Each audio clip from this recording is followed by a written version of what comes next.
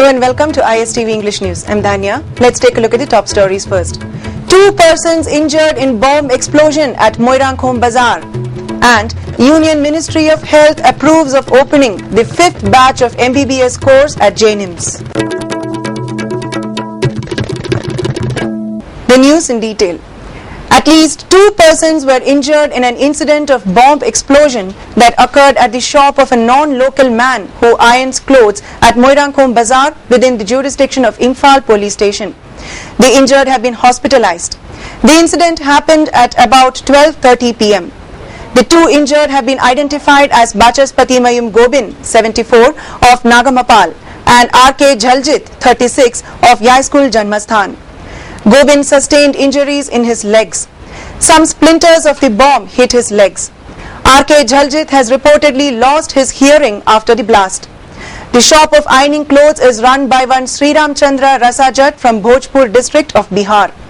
When the bomb exploded, he was said to be sleeping inside the shop, thus sparing him any injury. An auto car got damaged and a few neighboring shops were also damaged by the explosion. Police teams rushed to the spot and inspected the blast site. It is not known who exploded the bomb and why. The Union Ministry of Health, Government of India, has approved of opening the 5th batch of MBBS course at the Jawaharlal Nehru Institute of Medical Sciences, JNIMS, Porompat. The only medical college of the state's own is considerably improving in many aspects thanks to the constant guidance and supervision of the Chief Minister of Manipur, O. Ibobi. According to information received from Director of JNIMS, Professor M. Shamo, a team of Medical Council of India, MCI, had come to Imphal on February 10 and 11 last to inspect the infrastructure and other related matters of JNIMS, and it had made its recommendations to the Union Ministry of Health. Acting on the recommendations, the ministry issued its approval of opening the 5th batch of MBBS at JNIMS. Now, necessary steps are being taken to start the session of the 5th batch, which will have 100 seats. Plans are afoot to start the session from August.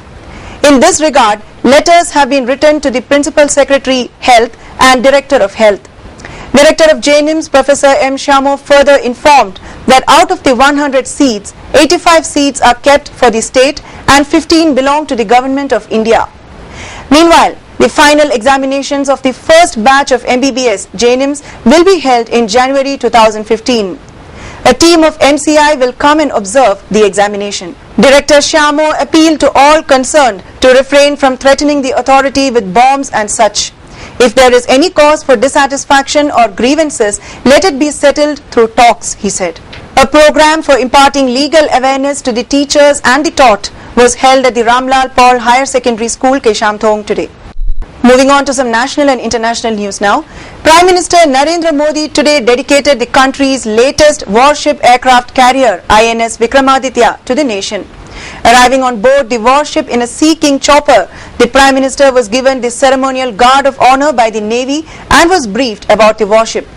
Off the Goa coast in the Arabian Sea, the Prime Minister also sat in a MiG-29 aircraft to have a feel of the combat fighter on the ship sailing off the Goa coast.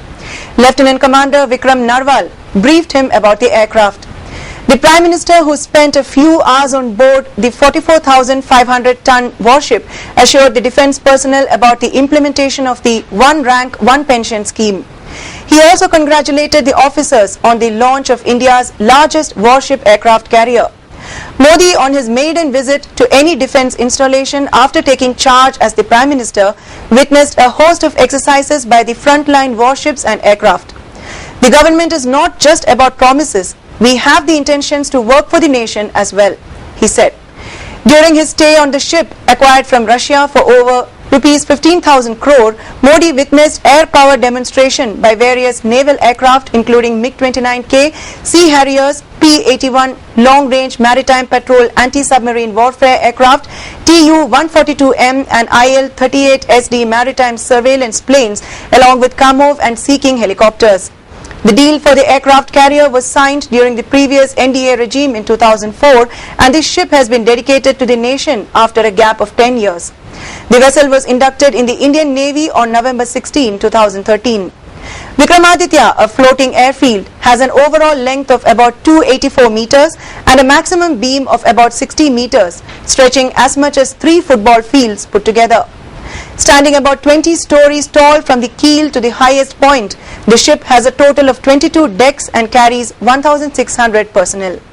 Defence Minister Arun Jaitley will review the security situation in Jammu and Kashmir along with top army commanders during his 2-day visit to the state that starts today.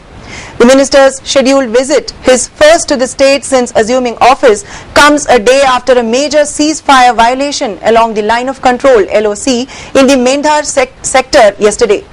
Heavy firing and mortar shelling from across the border began around 7 a.m. on Friday, with Pakistani troops targeting Indian posts along the LOC, drawing retaliation by the Indian Army. Strongly condemning the firing, New Delhi said, peace on the border is a precondition for normal relationship with Islamabad. During his visit, Mr. Jaitley will be briefed about the militancy situation in the state by the Northern Army Commander and the 3 corps commanders under him looking after the security of the international borders, the line of actual control LAC with China and the line of control LOC with Pakistan, Defence Ministry officials said. Army Chief General Bikram Singh will be present and he is likely to be accompanied by Army Chief Designate General Dalbir Singh Suhag during the briefings. Jaitley may also hold meetings with Chief Minister Omar Abdullah and the Governor. Making her first appearance in her Raebareli parliamentary constituency after her party's debacle in the Lok Sabha polls, Congress President Sonia Gandhi vowed to lead her party's revival in the country. I will lead the party in its revival, lead from the front, Mrs. Gandhi, 67, told a meeting of Congress workers, adding, you have to take a vow that as long as you don't restore the Aan, Baan, Shan, pride and prestige of the Congress, we will not stop. In the general elections, the Congress put up an ignominious show and its tally plummeted to 44, its worst ever performance. In the political epicenter of Uttar Pradesh, the party could only win 2 of the 80 seats, with Mrs. Gandhi and her son Rahul emerging as the only 2 winners. Mr. Gandhi, the Congress Vice President, had to toil hard against the BJP's Smriti Irani and eventually won by 1.07 lakh votes. In 2009, his victory margin was 3.70 lakh votes. A US court has sentenced an Indian oncologist and his wife for using unapproved chemotherapy medications at their cancer institute for 3 years. Anindya Kumar Sen, 65, and his wife Patricia Posey Sen, 66, of Tennessee, were sentenced by U.S. District Judge Ronnie Greer on charges of introducing misbranded drugs into the market in violation of the Food, Drug and Cosmetic Act, FDCA. Sen was sentenced to 3 years of probation and was ordered to pay a fine of $100,000, while his wife was sentenced to 4 years of probation and ordered to pay a fine of $200,000. According to evidence presented at trial, the couple purchased over $3 million in misbranded and unapproved chemotherapy and chemotherapy supportive medications between April 2009 and March 2012. Petrol and diesel prices will be hiked by 75 paise a litre each if the government accepts an expert panel report that recommends nationwide fuel standards be upgraded to eliminate cancer-causing particle emissions by 2020. The Soumitra Chowdhury Committee on Auto Fuel Vision and Policy 2025 estimated that upgrading refineries to produce Euro 5 equivalent petrol and diesel will need an investment of Rs 80,000 crore. This cost can be met by the 75 paise levy on petrol and diesel, it said.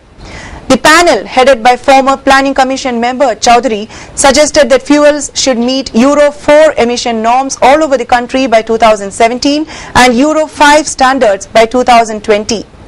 BS 6 emission norms are expected to come into effect from April 2024. Presently, 26 cities including Delhi, Mumbai, Chennai, Ahmedabad and Lucknow use Euro 4 equivalent fuels, also known as BS 4 fuels, while motorists in the rest of the country use BS 3 fuels. And now let's take a look at the top stories once again. 2 persons injured in bomb explosion at Moirangkhum Bazaar, and Union Ministry of Health approves of opening the 5th batch of MBBS course at JNIMS. Thanks for joining us and do keep watching ISTV News.